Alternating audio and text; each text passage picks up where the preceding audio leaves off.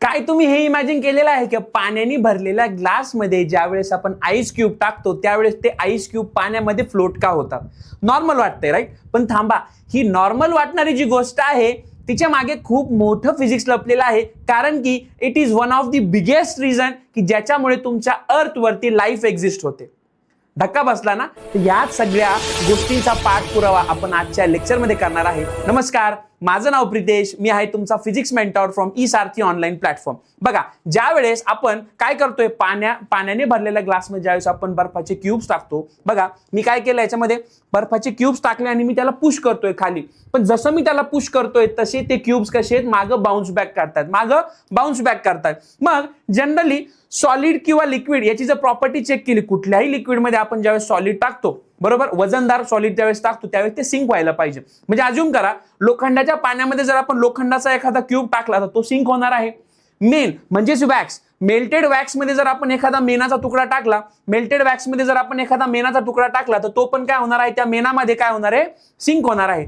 पण मग पाण्याच्या बाबतीत हे का होतं? पाण्याचा आणि आईस, जनरली पाण्यापासूनच आईस बनतो, बरोबर. मग जो आईसचा क्यूब आहे तो सिंक का होत नाही, तो फ्लोट का होतो? तर या सगळ्या गोष्टी आपण आजच्या लेक्चरमध्ये बघणार आहोत. मग जर आपल्याला याचा पाठपुरावा करायचा असेल तर आपल्याला त्या आईस क्यूबच्या मॉलिक्युलर स्ट्रक्चर पर्यंत जायला लागेल. कुठे जायला लागेल? मॉलिक्युलर स्ट्रक्चर पर्यंत. मग मॉलिक्युलर स्ट्रक्चर म्हणजे काय? बघा, पाणी बनतं तुमच्या H2O मॉलिक्युल्स पासून, राईट? पाणी बनतं तुमच्या H2O मॉलिक्युल्स पासून. नॉर्मल टेम्परेचर वरती हे जे मॉलिक्युल्स असतात हे रॅन्डमली काय करत असतात, फिरत असतात. जसं त्यांचं काय करतो आपण, टेम्परेचर कमी करायला सुरुवात करतो. मग तुम्ही म्हणाल जसं आपण टेम्परेचर कमी करतो सर, तशी त्यांची डेन्सिटी वाढायला पाहिजे, बरोबर. वाढतेही ती, एक्झॅक्टली वाढतेही, पण कुठपर्यंत? अंटिल तुमच्या 4 डिग्री सेल्सिअस पर्यंत, फक्त तुमच्या 4 डिग्री सेल्सिअस पर्यंत.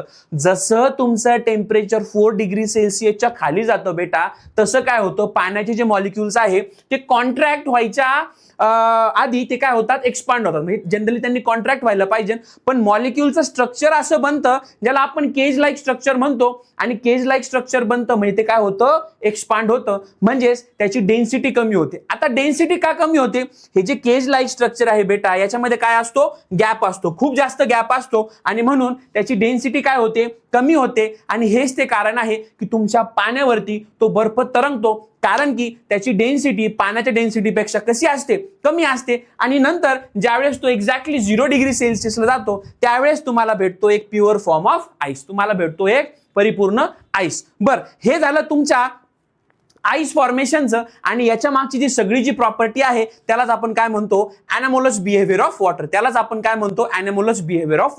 ही प्रॉपर्टी खूप इम्पॉर्टंट आहे. याच्यावरती तुम्हाला एक्झामला क्वेश्चन्स अपेक्षित आहे, ते आहे तुमच्या बोर्ड एक्झामला, म्हणजे 10th स्टँडर्डच्या बोर्ड एक्झामला, म्हणून आपण हा टॉपिक निवडलेला आहे. बरं, आता आपण येऊया दुसऱ्या मुद्द्यावरती. दुसरा मुद्दा काय आहे, मी स्टार्टिंगला सांगितलं होतं, it is one of the most biggest reason की ज्याच्यामुळे तुमची ज्या अर्थवरती काय आहे, लाईफ एक्झिस्ट करते. मग तुम्ही म्हणाल बर्फ तरंगतोय आणि सृष्टीवरती लाईफ एक्झिस्ट होण्याचं काय रिझन आहे? तर अज्युम करा तुम्ही एखाद्या बर्फाळ प्रदेशामध्ये आहात, मग तुम्ही जम्मू काश्मीरला जा, तुम्ही सायबेरियामध्ये जा, तुम्ही तिकडे रशिया साईडला जा, की जिकडे खूप जास्त प्रचंड प्रमाणामध्ये काय असतो, बर्फ पडतो, बरोबर. मग आता काय होतं बघा, त्या लेकवरती काय आहे, त्या लेकवरती, हा आहे तुमचा अज्युम करा त्या बर्फाळ प्रदेशातला एक लेक आहे, त्या लेकवरती काय आहे, तुमची बर्फाची एक लेअर आहे आणि खाली त्याच्या पाणी आहे आणि खाली हे क्यूट मासे फिरत आहेत. मग जर मी असं म्हटलं असतं की बर्फ पाण्यामध्ये टाकल्या बर्फ सिंक होतोय, तर मग त्या हिशोबाने किंवा त्या लॉजिकने हे जे बर्फ आहे